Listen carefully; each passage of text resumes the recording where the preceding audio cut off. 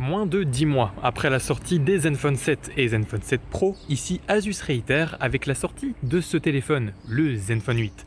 Un téléphone qui a une proposition très intéressante en proposant ici un téléphone extrêmement compact. Alors avec toutes ces qualités et ce gabarit très compact, est-ce que c'est suffisant pour en faire un très bon téléphone que je vous recommande? Et ben on va voir ça tout de suite.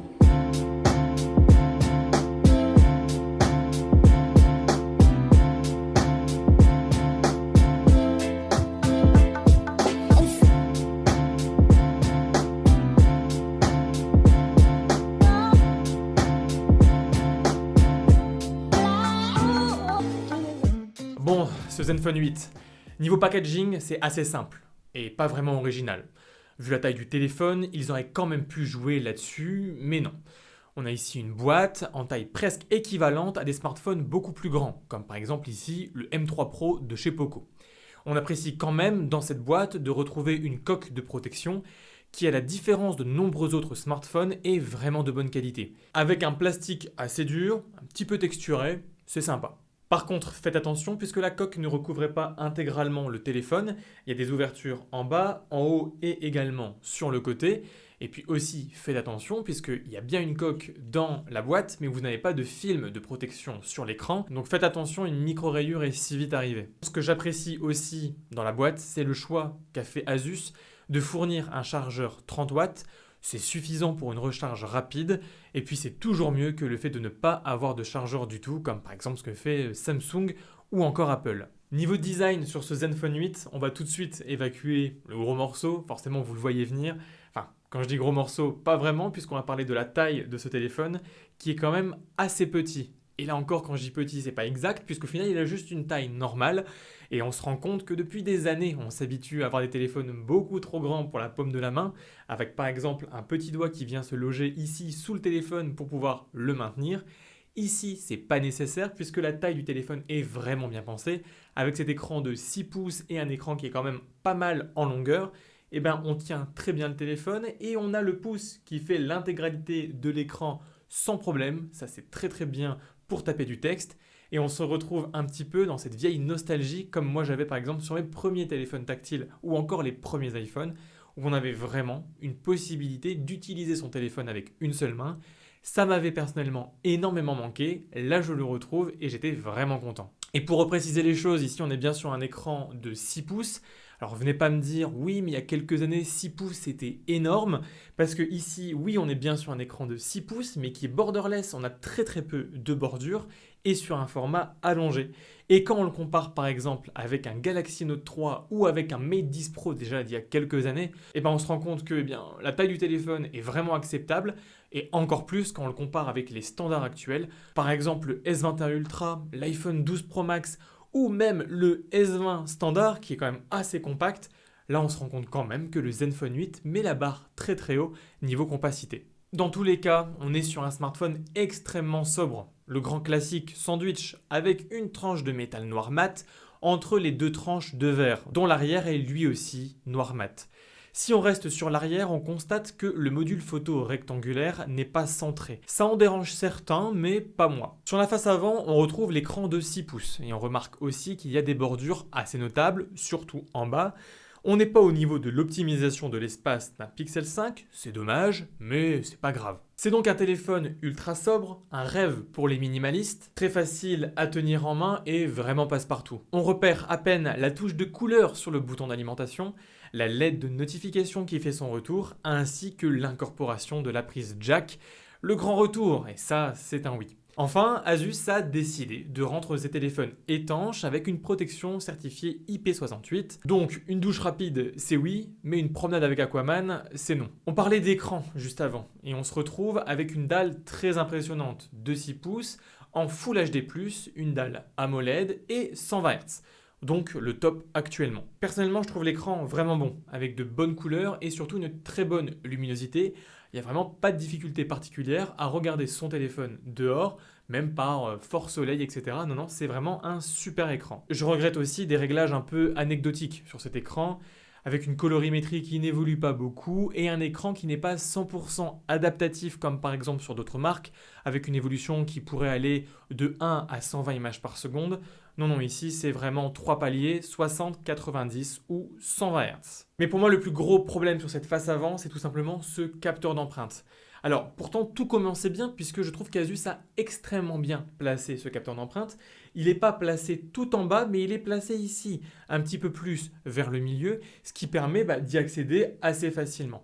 Malheureusement, en forte luminosité, le capteur se révèle extrêmement capricieux et ça conjugué au fait que le capteur est quand même assez petit sous la dalle et ça a pour conséquence d'avoir un taux d'échec qui est un petit peu trop conséquent. Alors on essaye une fois, deux fois, trois fois, puis ça se bloque, enfin c'est vite chiant. En intérieur, c'est carrément mieux et puis là je viens d'avoir une mise à jour qui améliore aussi tout ça. Mais c'est juste pour vous prévenir, déjà le capteur est très très petit et la réactivité est pas folle. Personnellement, j'aurais préféré que Asus reste sur ce qu'il avait fait avec le Zenfone 6, c'est-à-dire le capteur d'empreinte à l'arrière, ou également avec le Zenfone 7 où le capteur d'empreinte était sur la tranche. Alors le capteur d'empreinte est un petit peu mal intégré puisqu'il coupait un peu sous le doigt, mais au moins il était extrêmement réactif. Pour revenir sur un point positif, ici Asus a incorporé sur son téléphone des haut-parleurs stéréo qui sont vraiment bons. En utilisant le haut-parleur du haut plus le haut-parleur du bas, Asus propose ici une plage stéréo avec une bonne plage dynamique, pas mal de basses, et ça c'est assez rare quand même pour un téléphone puisqu'on a une vraie profondeur dans le son. Même par rapport à mon Galaxy S20 FE, il peut se targuer d'être un petit peu plus puissant, un petit peu plus rond et défini, on a une meilleure spatialisation et c'est très impressionnant, d'autant plus quand on regarde la taille de ce téléphone.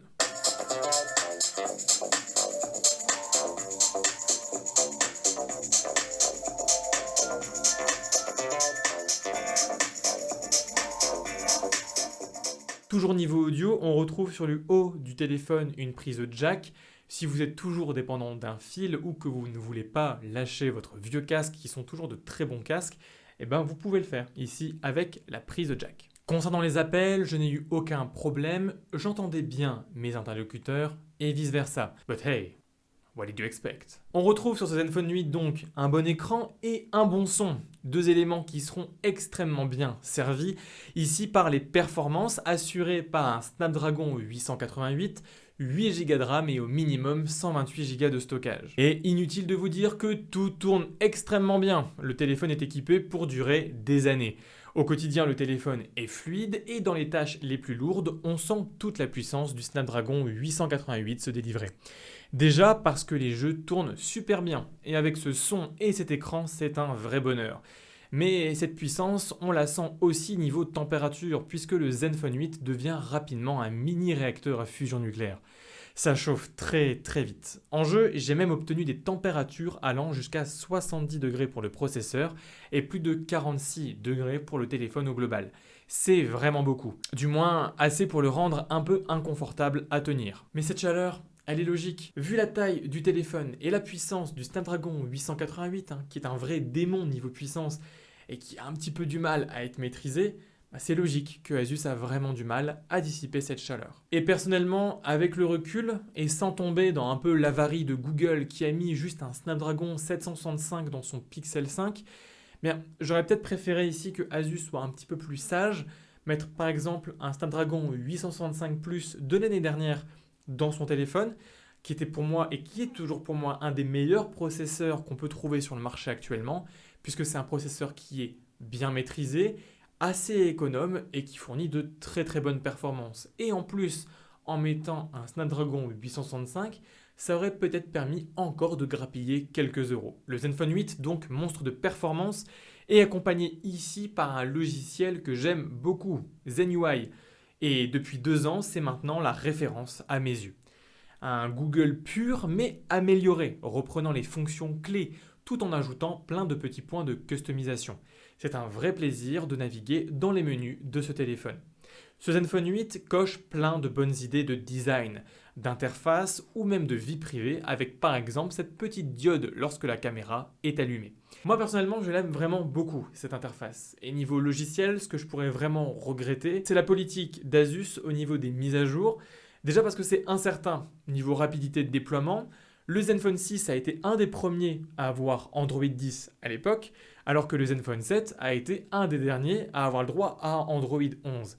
Et là, comme ce Zenfone 8 sort en début d'année, et que la politique de Asus c'est de ne donner que droit à 2 mises à jour, alors que maintenant on a des constructeurs qui garantissent au moins 3 ans de mise à jour, et bien là vous allez avoir la mise à jour de la fin de l'été, puis la mise à jour de l'année prochaine, et ensuite, eh bien ça sera tout. Donc vous avez vraiment que un an et demi de mise à jour, et c'est tout. Et c'est dommage pour un téléphone qu'on espère garder dans le temps. Et si je vous dis garder dans le temps, c'est parce que même le logiciel pousse à la conservation de son téléphone, avec par exemple plein de petites options de batterie. On retrouve par exemple un mode haute performance, un mode dynamique, durable, ultra durable ou avancé. Et ce dernier mode permet par exemple de réduire les performances du processeur ou même de la RAM pour gagner en batterie. Et d'ailleurs en parlant de batterie, avec un écran ici de 6 pouces, Full HD, AMOLED et une batterie de 4000 mAh, j'attendais quand même pas mal de la batterie parce que j'avais par exemple en tête téléphones avec des caractéristiques à peu près similaires comme le Mate 10 Pro qui ont une très très bonne autonomie. Mais là, je vais pas vous mentir, j'ai clairement été déçu. Je sais que l'utilisation change pour chaque personne, mais globalement, en utilisation intérieure, luminosité moyenne et full Wi-Fi, vous pouvez tenir grand maximum 6 heures d'écran allumé. Et ça, c'est pas tant que ça, parce que même si 6 heures ça peut vous paraître beaucoup, faut pas oublier que c'est un scénario idéal. Faible luminosité, Wi-Fi, etc. Et dans ces mêmes conditions, mon Galaxy S20 FE, lui, tient pas 6 heures, mais 10 à 12 heures. Par contre, en extérieur, c'est une vraie catastrophe. L'écran pompe un max, la chaleur monte. Et je suis parti à Bruxelles pour vous faire un test de ces Zenfone 8, l'occasion pour moi de l'utiliser vraiment beaucoup pendant un week-end, et sur une utilisation classique d'une journée, avec un petit peu de GPS, quelques photos, une cinquantaine, et puis un peu de YouTube, eh bien je me suis retrouvé à 16h30 avec un téléphone avec juste 15% de batterie restant, et seulement 2h20 d'écran allumé. Bref, une autonomie un peu catastrophique. On perd les pourcentages à vue d'œil, c'est vraiment flippant. Alors j'ai vu d'autres testeurs dire que ce Zenfone 8 avait une bonne autonomie.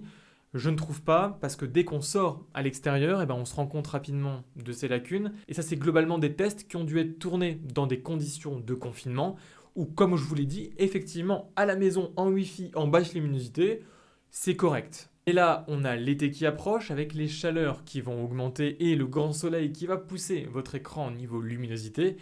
Et là, ça risque d'en décevoir plus d'un. Sans compter en plus que le dos en verre ici n'est pas du tout mis à contribution et on n'a pas de recharge sans fil. Et ça, sur un téléphone haut de gamme en 2021, c'est vraiment un point noir. Par contre, très bon point, je l'admets, la recharge de 30 watts pour cette batterie de 4000 mAh est quand même très rapide.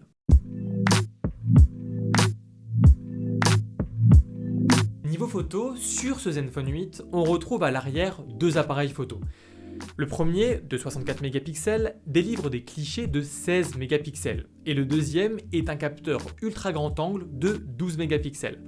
On remarque qu'il manque de nombreux modes, qu'on pourrait par exemple retrouver sur d'autres téléphones. Ici, Asus la joue un petit peu à la Apple, peu de modes, juste l'essentiel. Le capteur principal est bon, pas incroyable en basse luminosité, mais largement suffisant au quotidien. Surtout, le HDR marche vraiment bien.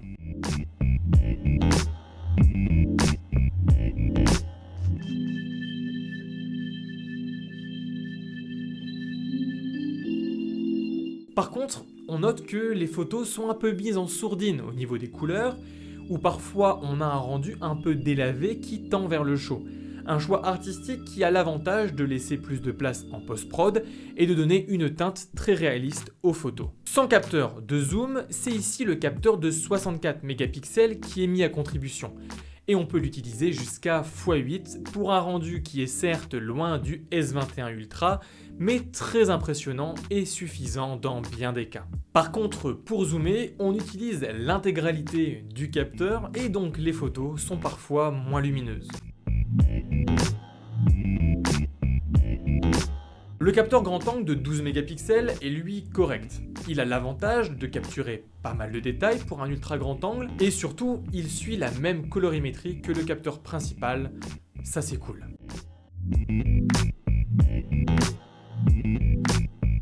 Ce capteur ultra grand angle peut aussi être utilisé pour faire des macros, car oui, il est doté d'un autofocus, un super bon point. Niveau vidéo, ici on peut filmer en Full HD et en 4K jusqu'à 60 images par seconde sur les deux capteurs. Ça c'est top, et en plus en 8K en 30 fps sur le capteur principal. Le rendu vidéo est bon, avec de bonnes couleurs et un rendu très fluide sans à-coups. La stabilisation aussi est très bonne, aidée par une stabilisation optique et numérique. Et surtout, la capture du son est aussi très convaincante.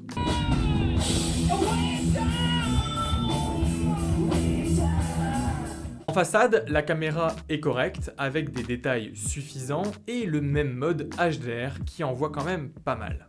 Et surtout, sur ce Zenfone 8, fini le mode flip, mais bon, c'est pas pour autant que Asus fait mal en vidéo en façade, avec la possibilité ici de filmer jusqu'en 4K à 30 fps, un super atout. Donc voilà ce que j'avais à vous dire sur ce nouveau Asus Zenfone 8, un téléphone qui est extrêmement alléchant sur de nombreux points, notamment son design, son ergonomie, son interface, ses performances et aussi globalement les performances vidéo et photo qui sont vraiment honorables. Par contre, pour moi, vraiment le gros point noir, c'est l'autonomie. Et c'est vraiment pour moi la chose qui m'empêche de me projeter avec ce téléphone. Et je pense que pour beaucoup d'entre vous, ça va être aussi un point dérangeant. Donc voilà, j'espère que la vidéo vous a plu. Si c'est le cas, je vous laisse liker la vidéo et vous abonner. Et en attendant la prochaine vidéo, je vous dis prenez soin de vous et restez curieux. Allez, salut!